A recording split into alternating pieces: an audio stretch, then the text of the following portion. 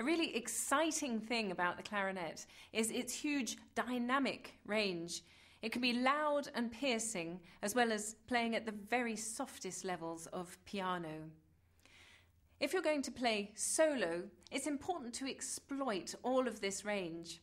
A composer like Messiaen really understood this.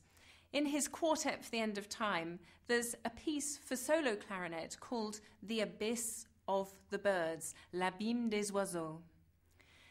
Messiaen asked for a note that comes from out of nowhere and crescendos. It's supposed to be a shooting star coming out of the darkness and whooshing past. Why don't you have a go?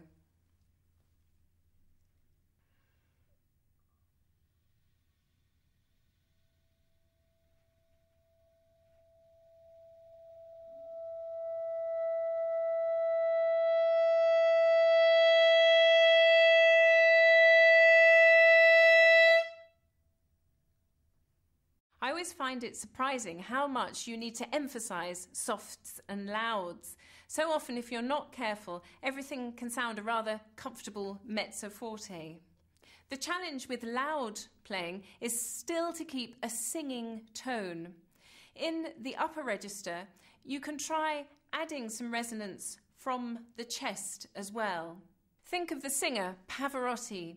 Even when singing at the loudest levels, his voice was never under strain.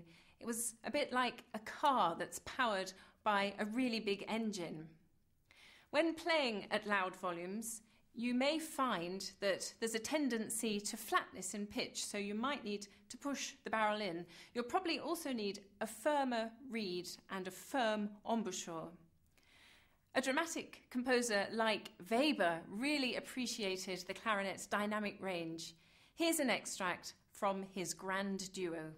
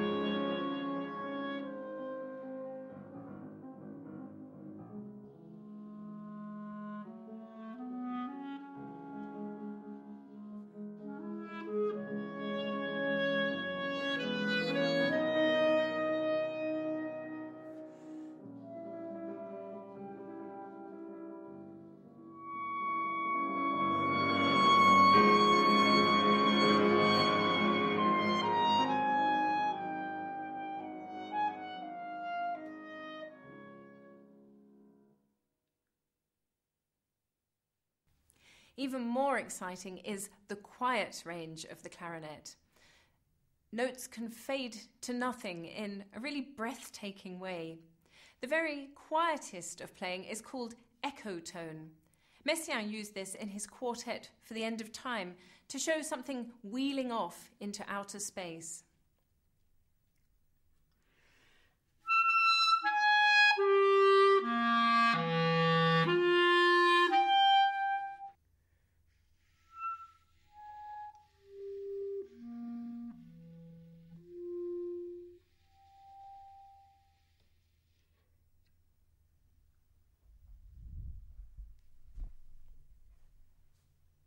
The key to quiet playing is fantastic diaphragm support, a slightly softer reed, and quiet playing can tend to sharpness, so you may have to remember to pull your barrel out.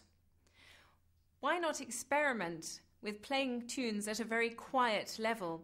You'll be surprised that people even a long way away will still be able to hear you, and it's a very good way of drawing listeners in. No one knew that better than Mozart when he asked for the reprise of his Adagio in the clarinet concerto to be played more softly and more sweetly.